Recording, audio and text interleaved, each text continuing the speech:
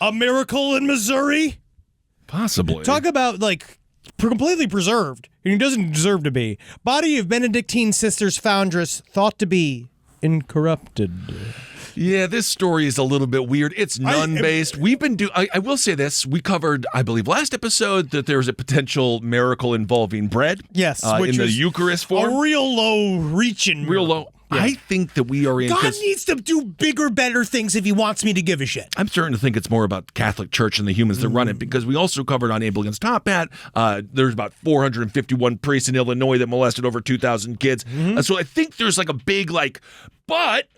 What about all the exorcisms? That's why we're needed. So this woman was a Sister Wilhelmina Lancaster. She founded this group called the Benedictine Sisters of Mary, Queen of the Apostles, which apparently has like a bunch of hit songs. This is real. They have a bunch of hit songs. And this is one of them, because they're calling it chart-topping Gregorian chants. And this is one of them. This is legit.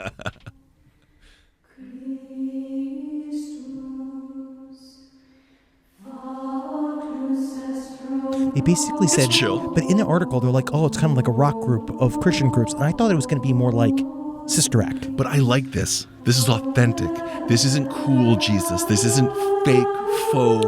No, this is like cool, progressive, drinking pastor. blood, clearing out druids music. I like it. I mean, it's fine. It's soothing. Yeah. It's soothing, but I was expecting more like... Well, yeah, there's more like gospel. Sister Act was a movie. Right. But yeah, but it could be real. I don't think Whoopi's even Catholic. No.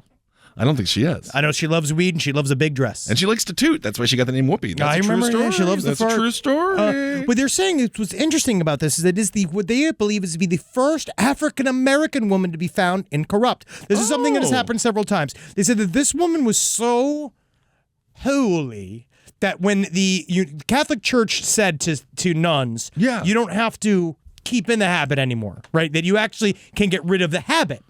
The traditional head wrap. Wow. So you don't actually have to have that anymore, but she insisted and built one out for herself. And she said that the reason why is because she's like, my name is Wilhelmina, so I have one hell of a will. Oh, isn't that something? So she's having fun with it. Well, she's dead. And then she died 3 years ago. But I guess... get to the meat here, because then they didn't want to bury her right away for some reason. I'm not quite sure why. And then everyone goes and checks out her body, right? And then they're always looking at her, and they're like, man, she hasn't aged a bit. I wonder if we could maybe just give her a little kiss. Long story short, you can't do that because she is still dead. But they say basically the human body, it takes like 6 months, and then we turn into skeletons, some shit like that. They say that she hasn't decomposed whatsoever. Well, it's probably fake, and it's probably propaganda, but it is an interesting story. They said there was a flood, had cracked open this grave site, and that her coffin was basically came up out of the ground. Ooh, it's and they said then we opened her up, and that she was incorrupted, which means not remotely decomposed at all. It reminds me of that fantastic Sam Raimi film, Drag Me to Hell. Oh, yeah. I love a good coffin when it randomly opens, and then the corpse comes on top of you and throws up a bunch of perhaps bile. I will say she did lose some weight.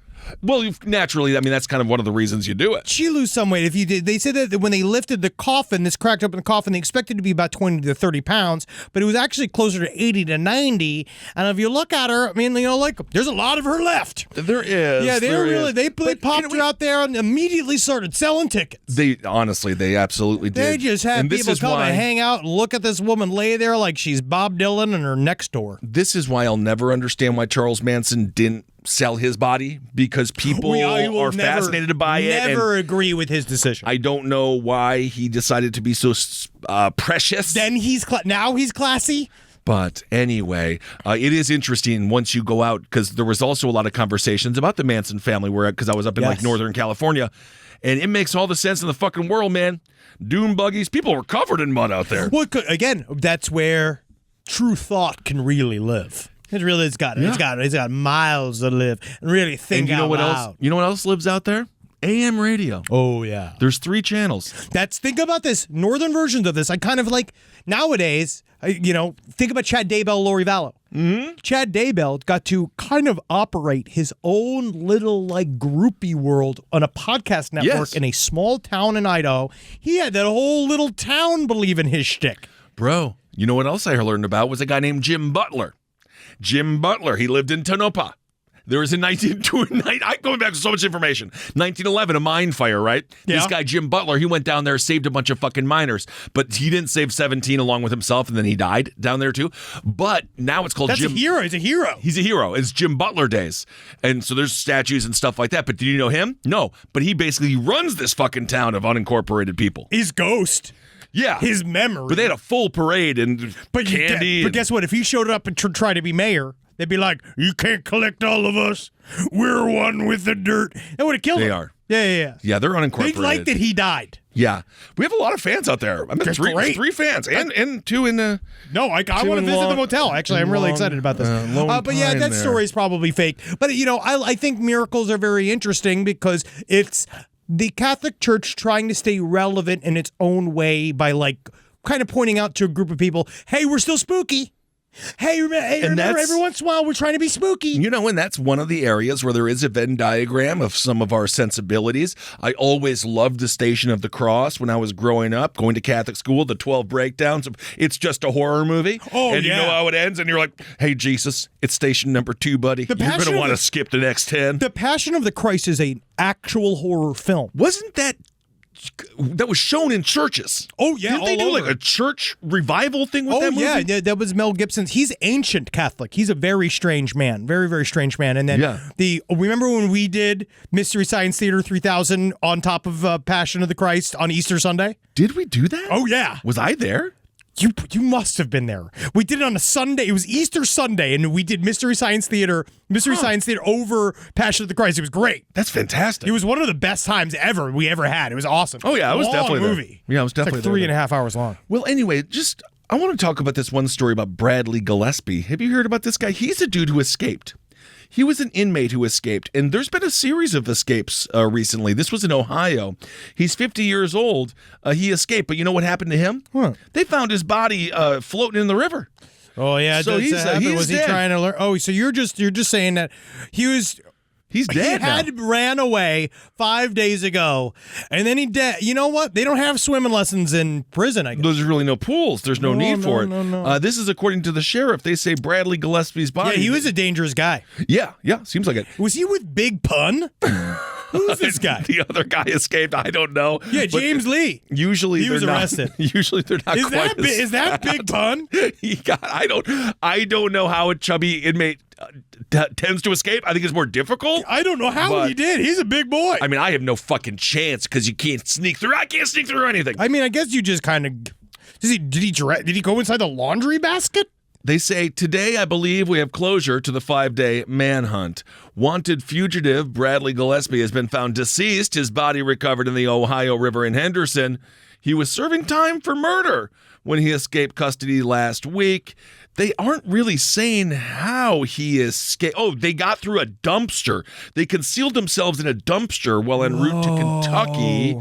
See that I'm always fascinated by the escape stories about like how they actually put it all together to get out, because you definitely have to watch your environment, right? You have to kind of work yourself into a sort of position where people trust you a lot of the times, because, you know, people get out through the barber program. Barber programs are actually really like, number one, it's nice because you can come out with this skill set if you're not trying to manipulate everybody. It's a really good place to get a skill set. Are you able to do more than one style of haircut, though? No. Well, you just have to do the high and tight. I might be Isn't wrong. that prison high and tight? I might be wrong. SideStoriesLPOTL@gmail.com, because I love that style of job in jail. Same thing with working in the kitchen in jail. It's actually a really great transitional job, because you could go and actually learn a skill, and then when you leave prison, you actually leave with a bunch of like new abilities. I do love your suburban view.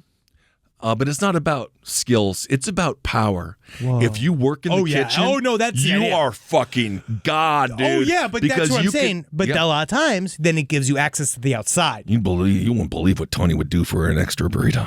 Oh, I know what I would do half the time. Man, if I could fit, I would be such a little whore for extras. Yeah. Man, for more sides, for 2 lumps of French fries, I'll fucking suck those balls. That's what happens. I'll pretend to like it too. I'll go, oh, yum. That is exactly what happened. You have to. Yes. You have to get soft. Anyway, so they say that the levels of stages of decomposition are consistent It doesn't matter. with a It's body fake. that's been in the water It's fucking fake. 4 to 5 days. No, she's this dead. story That is guy real. died. He died immediately. Not He the died. nun. No. The nun is fine. Well, the nun's dead, but she's also not as dead. But apparently you know he what? just... I'm looking at this picture of that nun to kind of bring it back. She's kind of fucked up. She's Yeah, of not course she is. corrupted.